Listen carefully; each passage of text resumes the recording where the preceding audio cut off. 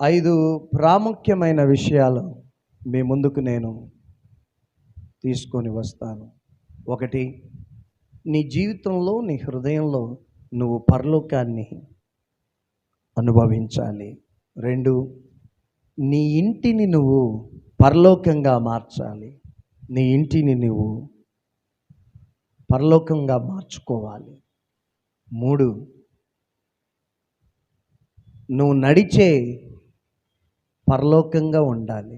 4, నువ్వెక్కడికి వెళ్ళినా నీ చుట్టూ పరలోకాన్ని, పరలోకపు వాతావరణాన్ని సృష్టించుకోవాలి. 5, నువ్వెక్కడికి వెళ్ళినా నీ చుట్టూ ఉన్న వారికి పరలోకపు ఫలాలు,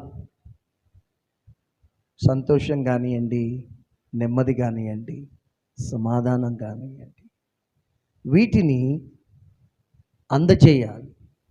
ఈ 5 ప్రాముఖ్యమైన విషయాలు మీ దృష్టికి తీసుకొని వస్తున్నా. ఇవి మన జీవితాల్లో నెరవేర్చబడాలి.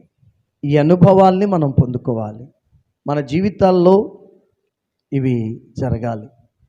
మన హృదయాల్లో, మన జీవితాల్లో పరలోకపు వాతావరణాన్ని అనుభవించాలి. అనుభవిస్తున్నామా? ఈరోజు పరిశీలన చేసుకోవాలి. నీ ఇంటిని పరలోకంగా మార్చుకోవాలి. మరి నీ ఇల్లు పరలోకంగా ఉందా? నువ్వు నడిచే పరలోకంగా ఉండాలి. ఉన్నావా? నువ్వెక్కడికి వెళ్ళినా అక్కడ పరలోకపు వాతావరణాన్ని సృష్టించాలి. నీ చుట్టూ పరలోకపు వాతావరణాన్ని సృష్టించాలి. అలా చేస్తున్నావా?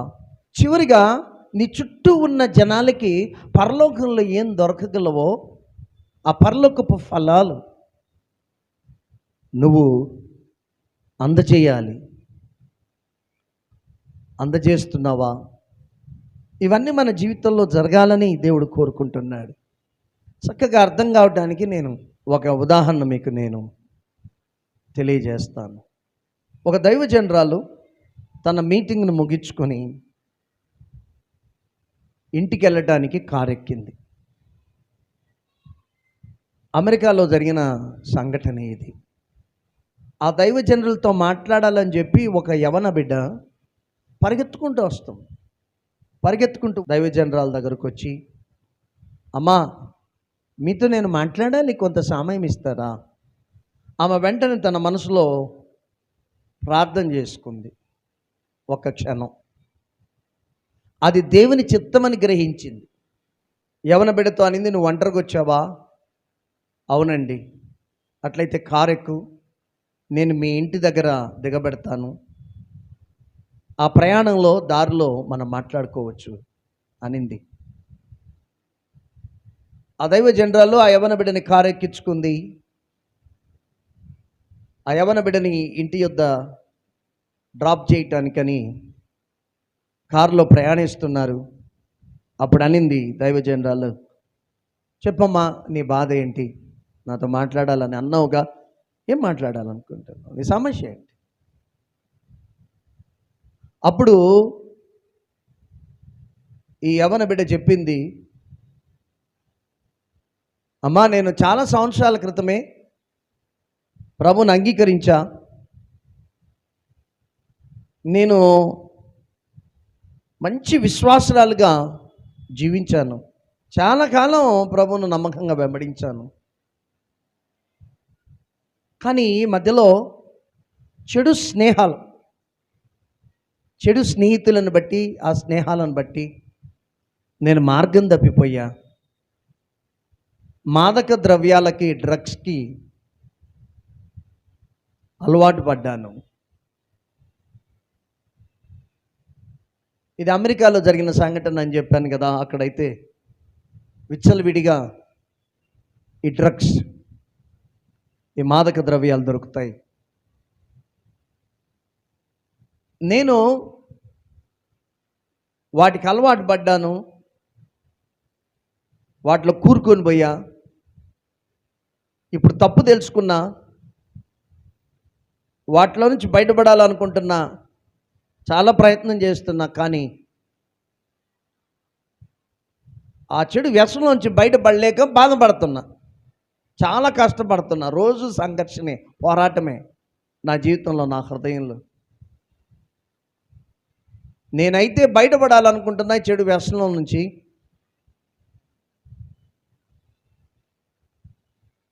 నాకు చేత కావట్లే, నేను ప్రయత్నం చేస్తున్నా, విఫలమవుతున్నాయి నా ప్రయత్నాలు. దయచేసి నన్ను ఏం చేయమంటారో చెప్పండి. నేనైతే బయటపడాల. రోజు నా జీవితంలో పోరాటమే. తన బాధనంతా కూడా చెప్పుకుంటూ వచ్చింది. అప్పుడు ఆమె ఆ యవన స్త్రీ యొక్క బాధనంతా అర్థం చేసుకొని మాట్లాడటం ప్రారంభించింది. అమ్మా, నువ్వు బయటపడటానికి నీ సొంత బలం, నీ సొంత శక్తి, నీ సొంత బుద్ధి జ్ఞానం మీద ఆధారపడుతున్నావు. నువ్వు ప్రయత్నం చేస్తున్నావు బయటపడటానికి.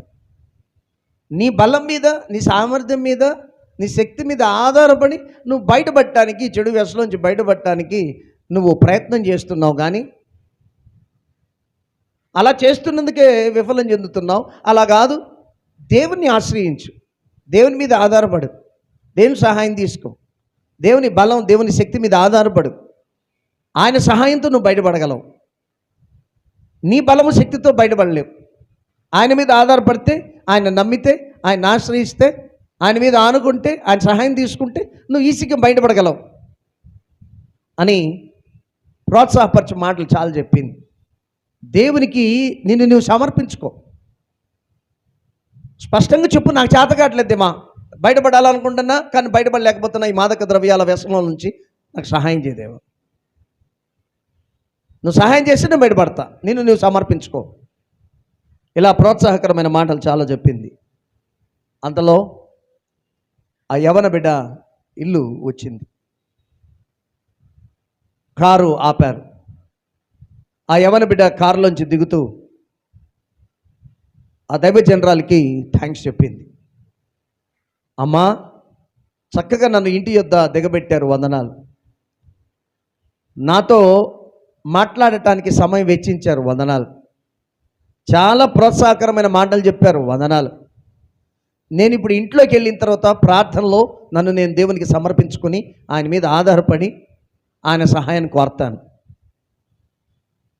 ఖచ్చితంగా మీరు చెప్పినట్లు నేను చేస్తా. మీరు చెప్పిన వాటన్నిటిని బట్టి థ్యాంక్స్ అమ్మా. అంత మాత్రమే కాదు, ఇంకొక అద్భుతమైన విషయం ఏంటంటే, మీరు నాతో మాట్లాడుతున్నంతసేపు నేను కొంత పరలోకాన్ని భూమి మీద అనుభవించా. నేను కొంత పరలోకాన్ని భూమి మీద అనుభవించా. నాకు రేపటి మీద ఆశను కోల్పోయా, భవిష్యత్తు మీద ఆశ లేదు. కానీ మీరు నాతో మాట్లాడుతున్నంతసేపు కూడా నేను కొంత పరలోకాన్ని భూమి మీద అనుభవించానమ్మా. మీకు నిజంగా చాలా థ్యాంక్స్. ఈ పరలోకపు అనుభవాన్ని బట్టి చాలా థ్యాంక్స్ అని చెప్పి కారు దిగి వెళ్ళిపోయింది. బాగా గమనించండి, దైవ జనురాలు ఆ యవన బిడ్డతో మాట్లాడుతున్నంతసేపు కూడా ఆ యవన బిడ్డ పరలోకాన్ని అనుభవించింది, పరలోకపు వాతావరణాన్ని అనుభవించింది. ఈ దైవ జనురాలు ఆ బిడ్డకు పరలోకాన్ని చూపించింది, తను పరలోకాన్ని మోసుకుంటూ వచ్చింది, తను ఒక నడిచే పరలోకంగా ఉంది.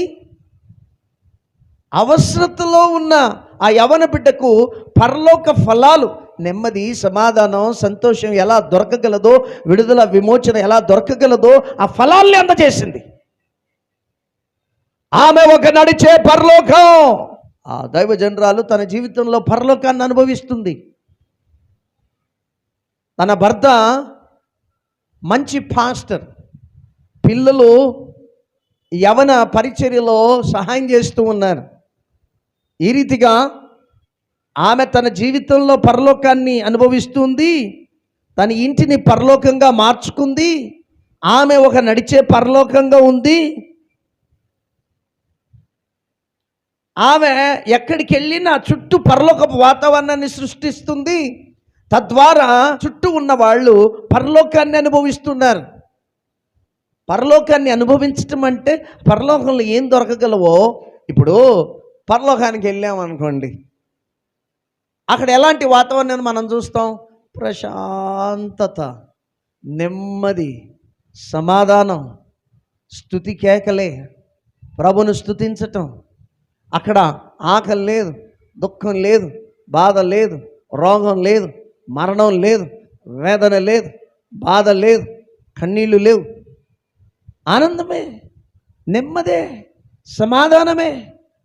దయచేసి గమనించండి, అది పరలోకపు వాతావరణం.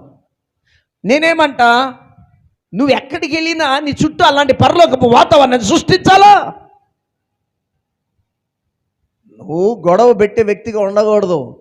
నీ చుట్టూ గొడవలు సృష్టించకూడదు.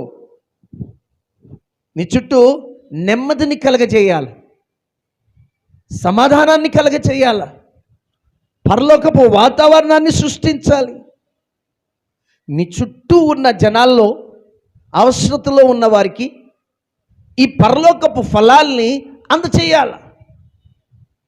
సోదరుడు ప్రశాంతంగా దేవుని సన్నిధిలో కూర్చున్నాక ఒకసారి ఆలోచించండి, నా జీవితంలో నేను పరలోకాన్ని అనుభవిస్తున్నానా? 1. 2, నా ఇంటిని నేను పరలోకంగా మార్చుకున్నానా? 3, నేను ఎక్కడికి వెళ్ళినా పరలోకాన్ని మోసుకొని పోతున్నానా? నేను నడిచే పరలోకంగా ఉన్నానా?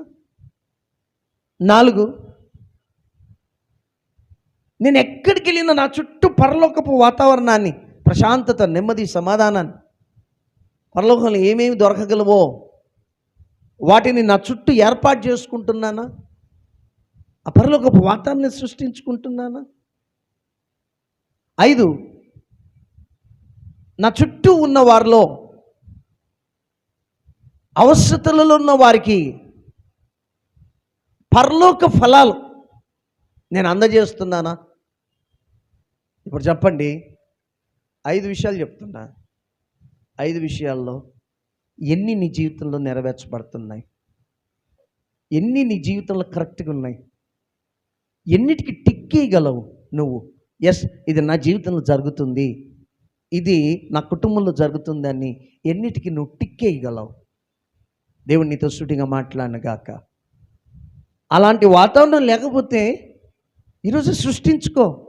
నీ హృదయంలో పరలోకాన్ని అనుభవించకపోతూ ఉంటే ఈరోజు ఆ పరలోకాన్ని నువ్వు అనుభవించగలవో, నీ ఇంటిని మార్చుకొనగలవో పరలోకంగా. నువ్వు ఎక్కడికి వెళ్ళినా పరలోకాన్ని మోసుకొని పోగలవు. అది సాధ్యమే, ఇది సాధ్యం. ఈ 5 విషయాలు కూడా నీ జీవితంలో జరగటానికి సాధ్యమే. ఇది ఎలా సాధ్యం? అది ఇప్పుడు నేను వివరణ మీకు తెలియజేస్తాను, అందజేస్తాను, వివరణ ఇస్తాను. ఇది ఎలా సాధ్యం? నా జీవితంలో, నా హృదయంలో పరలోకాన్ని నేను ఈ రీతిగా అనుభవించగలను. నా ఇంటిని పరలోకంగా ఎలా మార్చుకోగలను? నేను ఒక నడిచే పరలోకంగా ఎలా ఉండగలను? ఇది ఎలా సాధ్యం? సరే, ఇప్పుడు నేను వివరణ మీకు అది ఎలా సాధ్యమో అనే వివరణ మీకు ఇస్తాను, వివరంగా తెలియజేస్తాను. పాత నిబంధన కాలంలో మనం గమనిస్తే దేవుడు మొదట ఒక వ్యక్తిని ఏర్పాటు చేసుకున్నాడు. అబ్రహాముని ఏర్పాటు చేసుకున్నాడు, తన బిడ్డగా చూస్ చేసుకున్నాడు, ఏర్పాటు చేసుకున్నాడు. తర్వాత ఆయన వ్యక్తుల్ని ఏర్పాటు చేసుకున్నాడు. ఎవరెవరిని? మొదట అబ్రహాం, తర్వాత ఇస్సాకుని ఏర్పాటు చేసుకున్నాడు, తర్వాత యాకోబుని ఏర్పాటు చేసుకున్నాడు. కాబట్టి వ్యక్తుల్ని ఏర్పాటు చేసుకున్నాడు. మొదట ఒక వ్యక్తిని, తర్వాత వ్యక్తుల్ని ఏర్పాటు చేసుకున్నాడు. తర్వాత 3, ఒక కుటుంబాన్ని ఏర్పాటు చేసుకున్నాడు. యాకోబు కుటుంబాన్ని మొత్తాన్ని ఏర్పాటు చేసుకున్నాడు. 4, యాకోబు పిల్లలందరినీ ఏర్పాటు చేసుకున్నాడు. 12 మందిని. 12 మందిని కూడా ఏర్పాటు చేసుకున్నాడు. ఆ తర్వాత ఆ పిల్లల సంతానాన్ని మొత్తాన్ని ఏర్పాటు చేసుకున్నాడు తన ప్రజగా. అందుకనే వారిని ఇశ్రాయేలీలు, యూదు జాతి అని పిలుస్తారు. పాత నిబంధన గ్రంథంలో ఇది మనం చూడగలం. వ్యక్తిని ఏర్పాటు చేసుకున్నాడు అబ్రహాంని, వ్యక్తుల్ని ఏర్పాటు చేసుకున్నాడు అబ్రహాం, ఇస్సాకు, యాకోబుల్ని. కుటుంబాన్ని ఏర్పాటు చేసుకున్నాడు, యాకోబు కుటుంబాన్ని. పిల్లల్ని ఏర్పాటు చేసుకున్నాడు, కుటుంబ సభ్యుల్ని, యాకోబు కుటుంబ సభ్యుల్ని. వారి సంతానాన్ని ఏర్పాటు చేసుకున్నాడు. ఇక ఆ 12 మంది ద్వారా వచ్చిన తరతరాల సంతానాన్ని ఏర్పాటు చేసుకున్నాడు. వారిని ఇశ్రాయేలీలు అని మనం పిలుస్తాం, యూదా జాతి అని మనం పిలుస్తాం. కొత్త నిబంధనకు వచ్చేసరికి ఈ పాయింట్ నేను ఎక్స్ట్రాగా చెప్తున్నా, మీరు జస్ట్ గుర్తుపెట్టుకోండి. కొత్త నిబంధనకు వచ్చేసరికి ప్రభు అయిన యేసుక్రీస్తును బట్టి, ఆయన బలియాగమును బట్టి, సిలువలో చేసిన విమోచన కార్యాన్ని బట్టి అన్యజనులైన మనల్నందరినీ కూడా ఏర్పాటు చేసుకున్నాడు. హల్లెలూయా. ఇప్పుడు మనమందరం కూడా ఆయన ప్రజలం అయిపోయినాం. కొత్త నిబంధనలో ప్రభువైన యేసుక్రీస్తు జరిగించిన బలియాగము ద్వారా, విమోచన కార్యం ద్వారా, ఒకప్పుడు కేవలం అబ్రహాము, ఇస్సాకు, యాకోబు వారి సంతానం నుండి పుట్టిన పిల్లల్ని మాత్రమే తన ప్రజగా చెప్పుకున్న దేవుడు ప్రభువైన యేసుక్రీస్తు యొక్క బలియాగాన్ని బట్టి ప్రపంచంలో ఉన్న అన్ని జాతుల వారిని, అన్యజాతులను సహితం ఏర్పాటు చేసుకొని ఎవరైతే నమ్ముతున్నారో, విశ్వసిస్తున్నారో వాళ్ళందరూ నా ప్రజలే, నా కుమారులే, నా కుమార్తెలే అని మనలందరినీ కూడా చేర్చుకున్నాడు. కృప, దాన్ని మనం దేవుని యొక్క మహాకృప అని పిలుస్తూ ఉంటాం. సరే, మళ్ళీ మన పాయింట్ దగ్గరకు వద్దాం. పాత నిబంధన నుంచి మనం బయలుదేరుతున్నాం, మన టాపిక్ను అక్కడి నుంచి తీసుకొని వస్తున్నాం. ఇప్పుడు ఏమైపోయింది? దేవుడు ఏం చేశాడు? వ్యక్తుల్ని, కుటుంబాన్ని, వారి పిల్లల్ని, వారి సంతానాన్ని పాత నిబంధన గ్రంథంలో ఏర్పాటు చేసుకుని వాళ్ళు నా బిడ్డలు, నా ప్రజలు అని చెప్పి ఆ ఇశ్రాయేలీల జాతిని తన ప్రజలుగా చెప్పుకున్నాడు పాత నిబంధన గ్రంథంలో. సరే, ఏం జరిగింది? దేవుడు ఏమనుకున్నాడు అంటే, నేను నా ప్రజల మధ్య నివసించాలి, నా ప్రజల మధ్య నివసించాలి అని చెప్పి ఏం చేశాడు? మోషేతో మాట్లాడాడు. మోషే, నాకొక మందిరం కట్టించు, నాకొక ప్రత్యక్ష గుడార మందిరం కట్టించు, నేను ఆ మందిరంలోకి వచ్చి నివసిస్తాను. కారణం ఏంటి? దేవుడు తన ప్రజల మధ్య నివసించాలని ఇష్టపడ్డాడు. అందుకనే మోషేకి కొలతలు ఇచ్చాడు. నా కొరకు మందిరం కట్టించు, లేదా ప్రత్యక్ష గుడార మందిరం కట్టించు అని కొలతలు ఇచ్చాడు. మోషే ప్రత్యక్ష గుడార మందిరం కట్టించాడు. ఇది సంచార మందిరం. ఇశ్రాయేలు ప్రయాణిస్తూ ఉన్నప్పుడు ఈ 40 సంవత్సరాలు అరణ్యంలో ప్రయాణించారు. ఆ సందర్భంలో దేవుడు మోషేకి ఈ గుడార మందిరాన్ని కట్టమన్నాడు.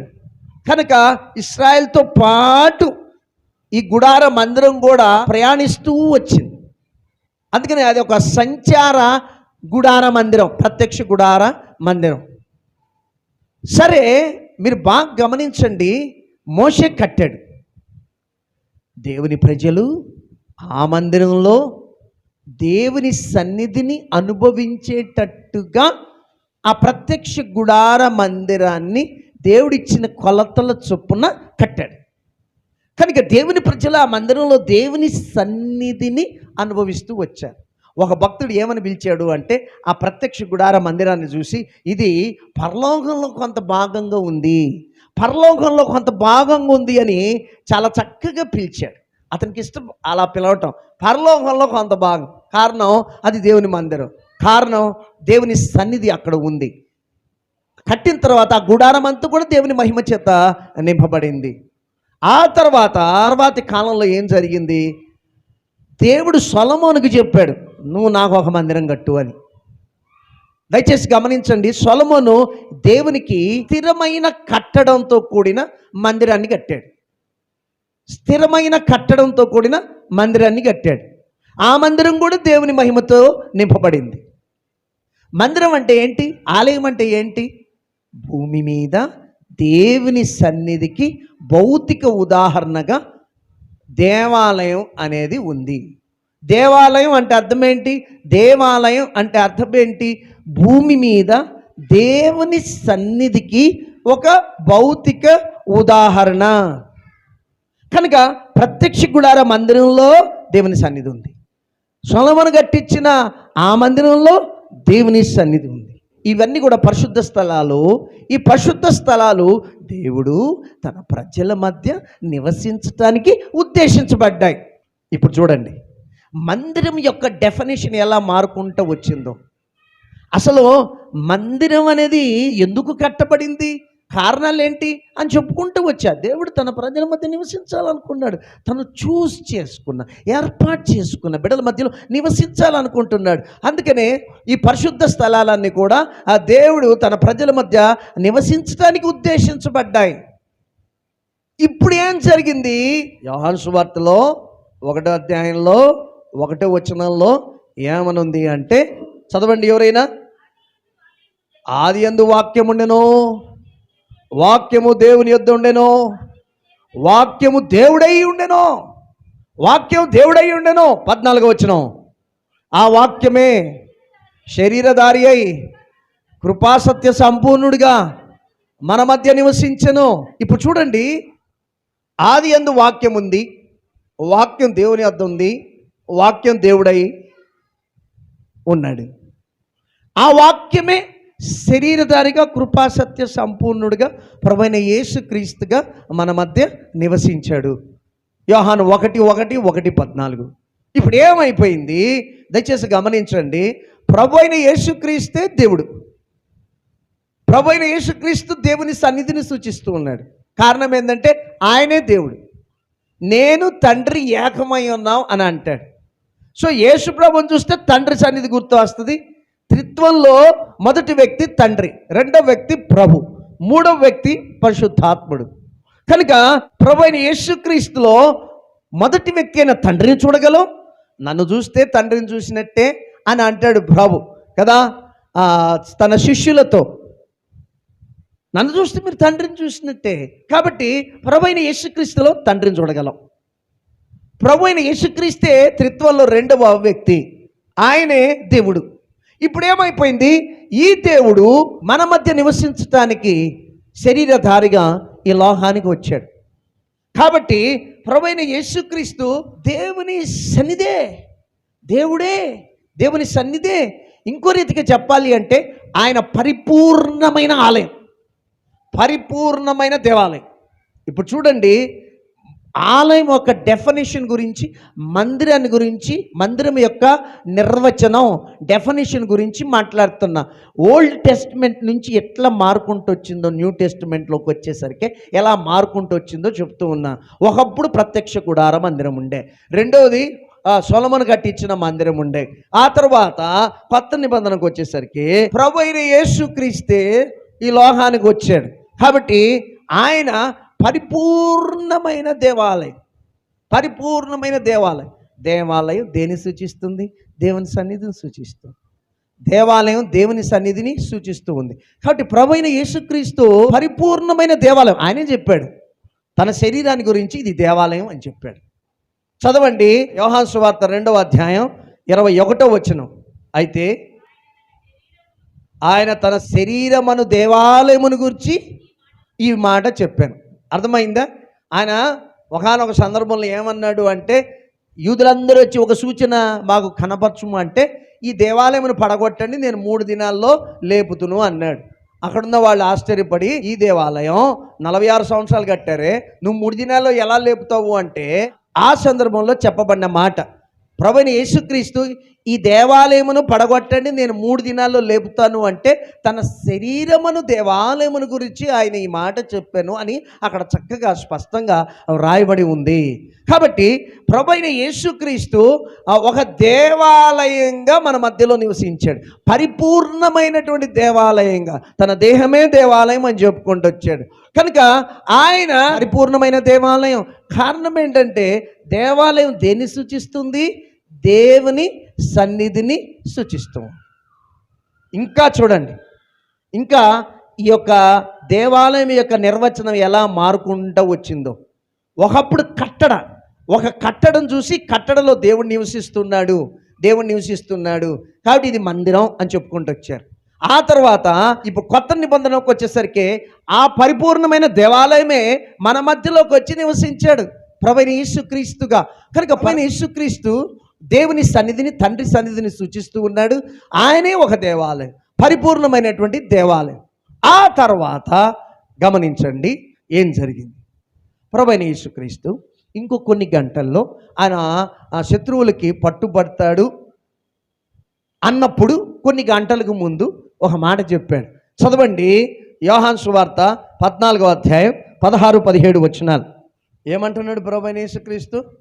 నేను వెళ్ళిపోతున్నా, మిమ్మల్ని అనాథలుగా విడవను, మీ యొద్దకు నేను తండ్రిని వేడుకుంటా, మీ యొద్దకు ఆయన వేరొక ఆదరణకర్తను అంటే పరిశుద్ధాత్ముడిని పంపిస్తాడు, ఆయన మీతో కూడా ఉంటాడు, మీలో కూడా ఉంటాడు అని వాగ్దానం చేశాడు. ఈ వాగ్దానపు నెరవేర్పు ఎప్పుడు జరిగింది? ప్రభువైన యేసుక్రీస్తు చనిపోయాడు, సమాధి చేయబడ్డాడు, పునరుద్ధానం పొందుకున్నాడు. ఆయన పునరుద్ధానం పొందుకున్న తర్వాత 40 రోజులు శిష్యులకి కనబడ్డాడు. 40 రోజులు శిష్యులకి కనబడ్డాడు. దేవుని రాజ్యముని గురించి ప్రకటించాడు, వాళ్ళకు బోధించాడు. 40 రోజుల తర్వాత పరలోకానికి ఆరోహణమైపోయాడు.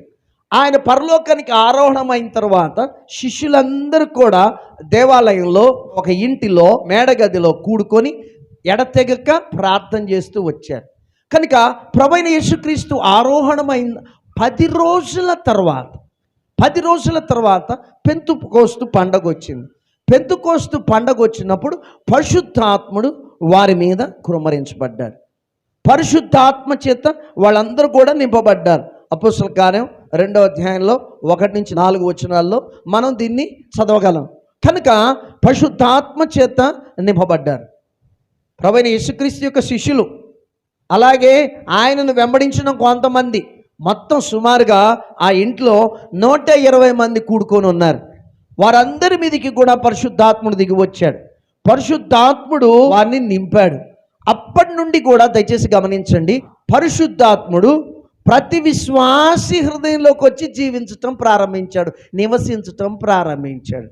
ఎవరైతే ప్రభు పాద సన్నిధి చేరి క్షమాపణలు కోరుతారో, ఆయన రక్తం చేత కడగబడతారో, పరిశుద్ధపరచబడతారో, మారు మనసు పొందుతారో, రక్షణ అనుభవం పొందుకుంటారో, ఆ టైంలో, అదే క్షణంలో, ఆ సమయంలోనే తండ్రి అయిన దేవుడు లేదా ప్రభు అయిన యేసుక్రీస్తు తమ ఆత్మను అంటే పరిశుద్ధాత్మని మారు మనసు పొందే ఆ వ్యక్తి జీవితంలోనికి, హృదయంలోనికి పంపిస్తారు. కనుక మారు మనసు పొందుకున్నప్పుడు ఒక విశ్వాసి పరిశుద్ధాత్మను సంచికరువుగా, భయానగా తన హృదయంలో పొందుకుంటాడు. అప్పటి నుండి విశ్వాసి హృదయంలో, విశ్వాసి జీవితంలో, విశ్వాసి శరీరంలో, నా పదాలు గమనించండి, విశ్వాసి శరీరంలో, విశ్వాసి జీవితంలో, విశ్వాసి హృదయంలో పరిశుద్ధాత్ముడు నివసించటం ప్రారంభిస్తాడు.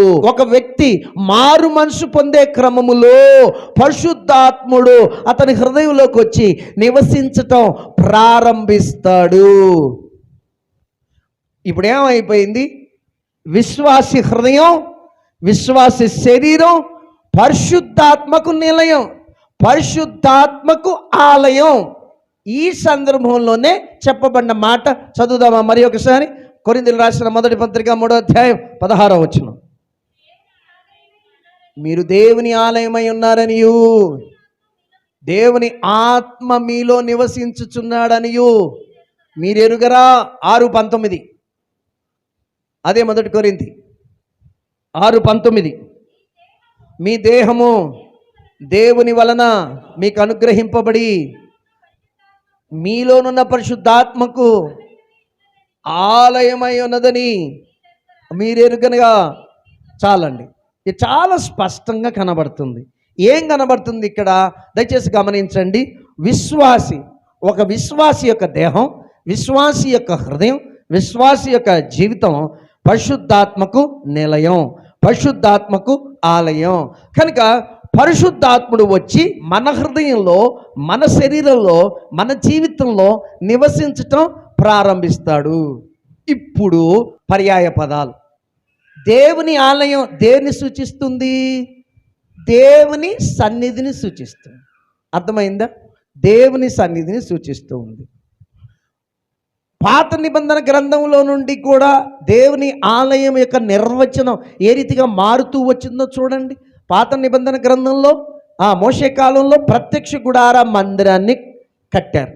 సొలొమోను తర్వాత స్థిరమైన కట్టడ దేవాలయమును కట్టాడు. ఈ 2 మందిరాలు కూడా దేవుని మహిమ చేత నింపబడి దేవుని సన్నిధికి నిలయంగా ఉంది. తర్వాత కొత్త నిబంధనకు వచ్చేసరికి దేవుని ఆలయంగా ప్రభు అయిన యేసుక్రీస్తు ఈ లోకానికి వచ్చి జీవించాడు. ఆయనే ఆలయం. నా శరీరం, నా దేహం ఆలయం అని చెప్పుకుంటూ వచ్చాడు. కనుక ఆయనే పరిపూర్ణ ఆలయం. ఇప్పుడు ఏం చేస్తున్నాడు ఆయన? ఎవరైతే ప్రభునందు విశ్వాసం ఉంచుతారో వారి హృదయాల్ని కూడా, వారి శరీరాల్ని కూడా ఆలయంగా మార్చేస్తున్నాడు. కనుక ప్రతి విశ్వాసి కూడా ఈ లోకంలో దేవుని మందిరాలుగా ఉన్నారు, దేవునికి ఆలయాలుగా ఉన్నారు. కారణం ఏంటంటే వారి శరీరాల్లో, వారి హృదయాల్లో, వారి జీవితాల్లో పరిశుద్ధాత్ముడు నివసిస్తున్నాడు. పరిశుద్ధాత్మునికి నిలయం ఇది. పరిశుద్ధాత్ముడికి నివసిస్తున్నాడు. కనుక పరిశుద్ధాత్మకు ఆలయం. ఇది ఆలయం, ఇది ఆలయం. ఇప్పుడు చూడండి, ఎందుకు ఆలయంగా చెప్పబడింది? ఇది పరిశుద్ధాత్ముడు, దేవుని సన్నిధి, దేవుని ఆత్మ యొక్క సన్నిధి, దేవుని సన్నిధి అక్కడ ఉంది కాబట్టి ఇది ఆలయంగా చెప్పబడింది. సరే, దేవుని ఆలయం దేన్ని సూచిస్తుంది? ఇప్పుడు దేవుని సన్నిధిని సూచిస్తుంది. ఇప్పుడు పరలోకాన్ని గురించి ఆలోచిద్దాం. నేను పరలోకం అనే పదం వాడుతున్నా. పరలోకం దేన్ని సూచిస్తుంది? దేవుని సన్నిధిని సూచిస్తుంది. అక్కడ దేవుడు ఉన్నాడు, అక్కడ దేవుని సింహాసనం ఉంది, అక్కడ దేవుడు ఉన్నాడు. పరలోకం ఎందుకు గొప్పదైంది? ఎందుకు గొప్పదైంది? ఎందుకు విశిష్టమైంది? ఎందుకు విలువైంది? కారణం ఏంటంటే దేవుడు ఉన్నాడు, దేవుని సన్నిధి అక్కడ ఉంది. కాబట్టి 2 పర్యాయ పదాలు. ఏంటి 2 పర్యాయ పదాలు? దేవుని ఆలయం దేవుని సన్నిధి సూచిస్తుంది, పరలోకం దేవుని సన్నిధి సూచిస్తుంది. ఇక్కడ దేవుడు, పరిశుద్ధాత్ముడు దేవుడు నివసిస్తున్నాడు కాబట్టి ఇది దేవుని ఆలయం అయిపోయింది. కాబట్టి ఇది పరలోకంగా ఉండాలా? నీ హృదయం పరలోకంగా ఉండాలా? కారణం ఏంటంటే దేవుడు అక్కడ నివసిస్తున్నాడు కాబట్టి, పరిశుద్ధాత్మ నివసిస్తున్నాడు కాబట్టి, పరిశుద్ధాత్మని సన్నిధి ఉన్నది కాబట్టి. మొదటి పాయింట్ ఏం చెప్పుకోండి వచ్చా? నీ హృదయంలో, నీ జీవితంలో పరలోకాన్ని అనుభవిస్తున్నావా? ఇది కదా నేను చెప్పుకుంటూ వచ్చింది. ఇది సాధ్యమా అనే ప్రశ్న కూడా వేసా. సాధ్యమే. ఎలా సాధ్యం? ఒక వ్యక్తి విశ్వాసిగా మారినప్పుడు, రక్షణ పొందేటప్పుడు అతని హృదయంలోనికి, అతని జీవితంలోనికి, అతని శరీరంలోనికి పరిశుద్ధాత్ముడు వచ్చి నివసించడం ప్రారంభిస్తాడు. కాబట్టి అతని శరీరం, అతని హృదయం, అతని జీవితం దేవునికి ఆలయంగా మారిపోయి, దేవునికి ఆలయంగా మారిపోయి. అంటే ఈ ఈ ఈ దేహంలో, ఈ శరీరంలో, ఈ హృదయంలో, ఈ జీవితంలో పరిశుద్ధాత్ముడు నివసిస్తూ ఉన్నాడు.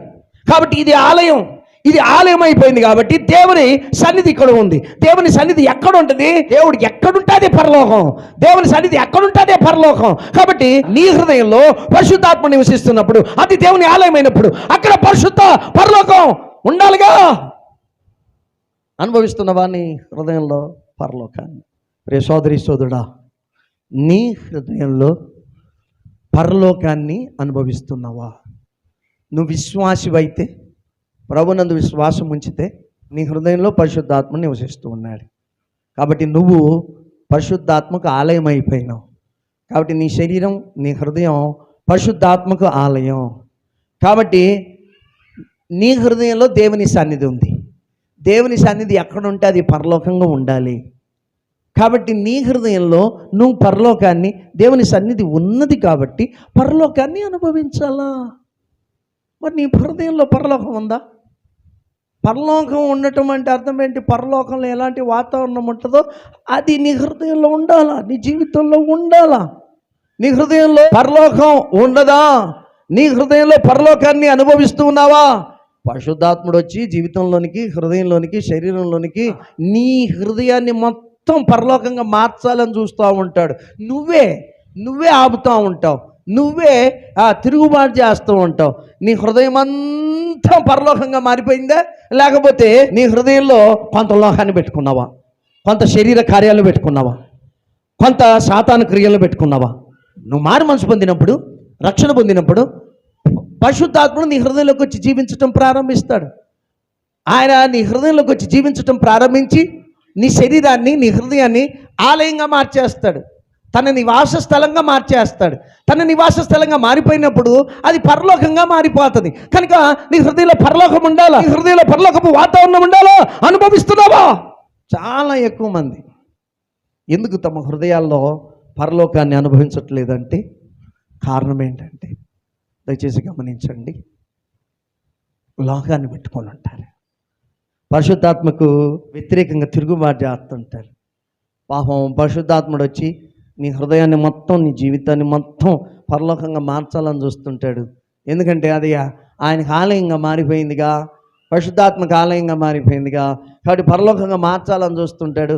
మనమే తిరుగుబాటు చేస్తున్నాం కదా.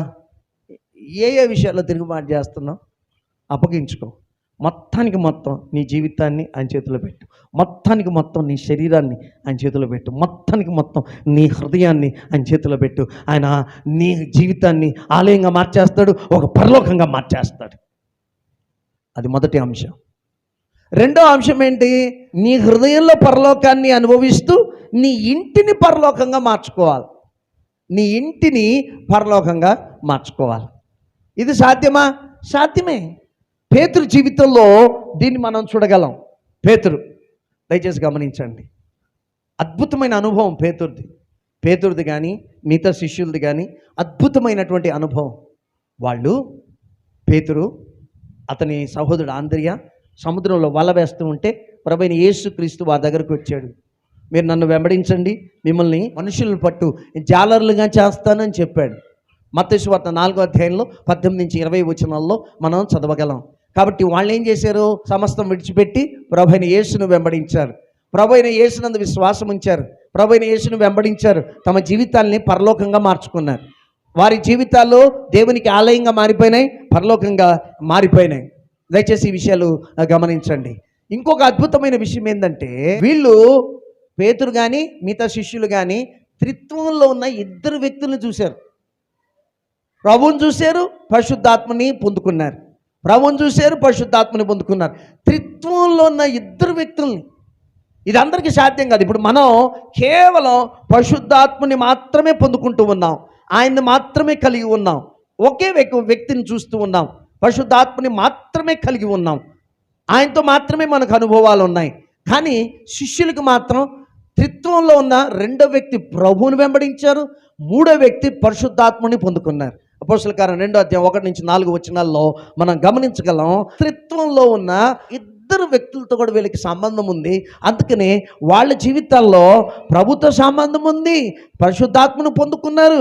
వారి హృదయాలు పరిశుద్ధాత్మనికి ఆలయంగా మారిపోయినాయి. వారి హృదయాల్లో పరిశుద్ధ పరలోకాన్ని అనుభవిస్తూ ఉన్నారు. వారి జీవితాలు పరలోకంగా ఉన్నాయి, పరలోకంగా మారిపోయినాయి. దయచేసి ఈ విషయాలు గమనించండి. తర్వాత వాళ్ళు ఏం చేశారు? రెండో విషయం, పేతురు తన కుటుంబాన్ని పరలోకంగా మార్చుకున్నాడు. 1 కొరింథీ 9:5 చదవండి. 1 కొరింథీ 9:5. తక్కిన అపోస్తలుల వలెను కేఫా వలెను విశ్వాసురాలైన భార్యను వెంట పెట్టుకొని తిరుగుటకు మాకు అధికారం లేదా అంటే, గమనించండి, పేతురు ప్రభువును నమ్మాడు. అతని భార్య పేతురుకు ఇంకొక పేరు కేఫా భార్య విశ్వాసురాలు. కనుక అతడు పరలోకాన్ని అనుభవిస్తున్నాడు, తన జీవితంలో మారు మనసు పొంది ప్రభువును వెంబడిస్తూ ప్రభువును నమ్ముకొని. అలాగే అతని భార్య కూడా విశ్వాసురాలు, ప్రభువును నమ్ముకుంది, ప్రభువును వెంబడిస్తూ ఉంది. కాబట్టి అంత మాత్రమే కాదు, పరిచర్యలో సహకరిస్తూ ఉంది. కేఫా కూడా తన విశ్వాసాలను భార్యను వెంట పెట్టుకుని పరిచర్యలో తిరుగుతూ ఉన్నాడు. కనుక అతని భార్య కూడా ప్రభువునందు నమ్మకం ఉంచింది. ఆమె కూడా పరలోకంగా మారిపోయింది. కనుక పేతురు ఒక పరలోకం, భార్య ఒక పరలోకం, అత్త ఒక పరలోకం. చదవండి ఏం జరిగింది. మార్క్స్ వార్త మొదటి అధ్యాయం 29 నుంచి 31 వచనం. 31 వచనం చదవండి. ఆయన ఆమె వద్దకు వచ్చి చెయ్యి పట్టుకుని ఆమెను లేవనెత్తెను. అంతటా జ్వరం ఆమెను విడిచాను కనుక ఆమె వారికి ఉపచారం చేయసాగాను. ఎవరు? పేతురు అత్త. దయచేసి గమనించండి, పేతురు ఇల్లు కపెర్నహూములో ఉంది. కపెర్నహూములో వచ్చినప్పుడు ఒకసారి సమాజ మందిరంలో విశ్రాంతి దినాన కూటం ముగించుకొని బోధించి ఇంటికి వచ్చారు.